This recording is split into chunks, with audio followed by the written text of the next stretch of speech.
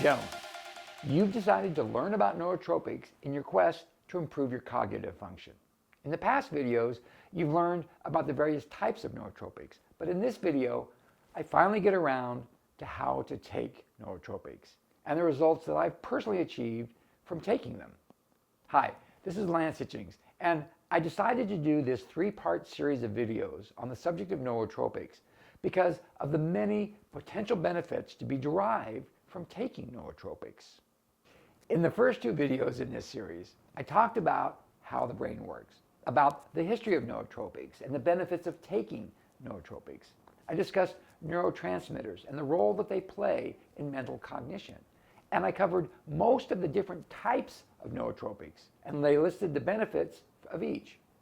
If you haven't watched those videos, I put links to both of them in the description below.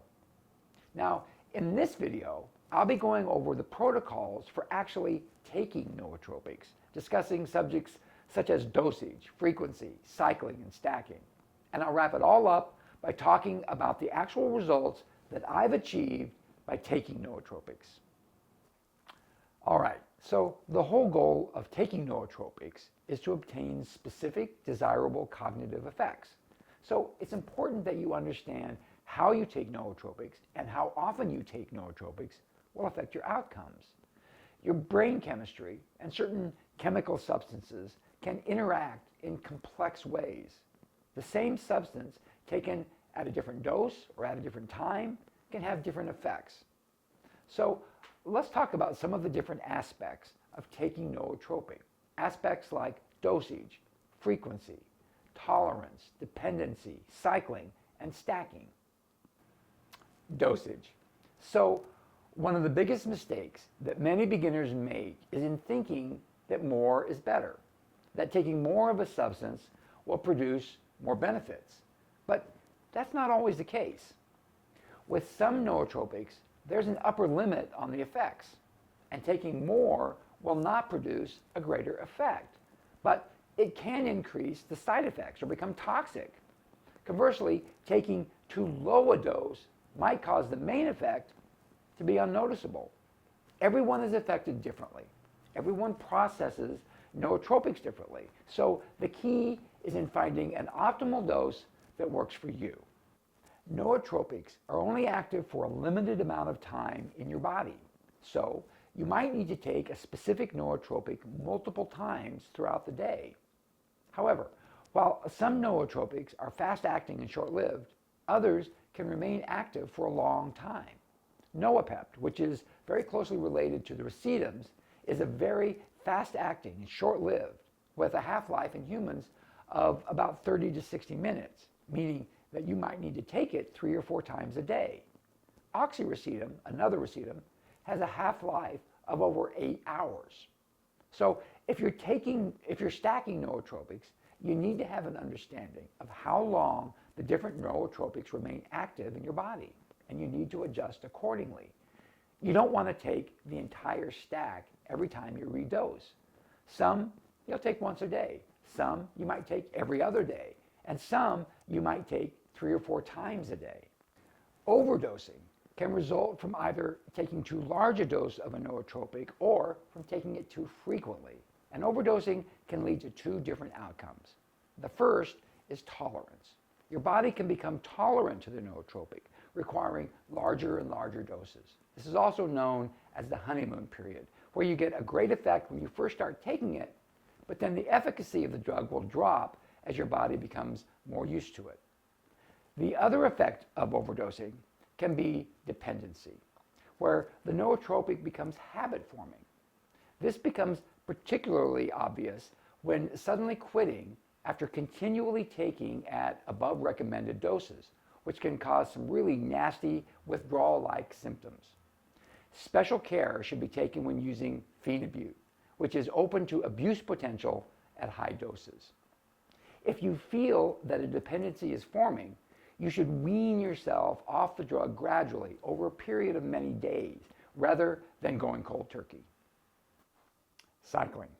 Okay, so the technique of cycling has been developed by nootropic users as a response to tolerance and dependency. Since many of the nootropics produce similar results, you can cycle through a number of various nootropics that all produce the same effect, thereby experiencing a continual effect without developing a tolerance or a dependency for any one drug. Stacking. All right, let's talk about stacking. Stacking refers to taking two or more drugs at the same time in order to enhance the overall effect. Stacking is done for two different reasons. One reason is that some nootropics are compounding, meaning that they work together synergistically to produce effects that are stronger when combined than when taking separately. For example, taking pyracetam or Noopept boosts the acetylcholine receptors of the brain, which causes your brain to demand more acetylcholine to satisfy this demand. Taking alpha GPC or CDP choline increases acetylcholine synthesis in the brain, and stacking it with a racetam boosts the effectiveness of that nootropic. But other nootropics are combined in order to reduce the side effects. In the previous example of taking a racetam and an acetylcholine enhancer, the increased brain activity can consume a large amount of cellular fuel, resulting in brain fatigue. Adding creatine to this stack can reduce the brain fatigue due to creatine's ability to combine with phosphate in the brain and provide additional brain cell fuel. Another example, and probably the best known of the nootropic stacks, is combining caffeine with L-theanine. Caffeine is a well-known stimulant of both physical and mental activity, but it can cause the jitters. L-theanine, an amino acid, can cause an increase in dopamine and serotonin levels, and since an anxiolytic, it can reduce anxiety and the jitters. So stacking these two nootropics together can produce the positive effects of caffeine while not producing the jitters. Like I've said, evaluating the effectiveness of taking nootropics can be really difficult because it can be so difficult to perceive.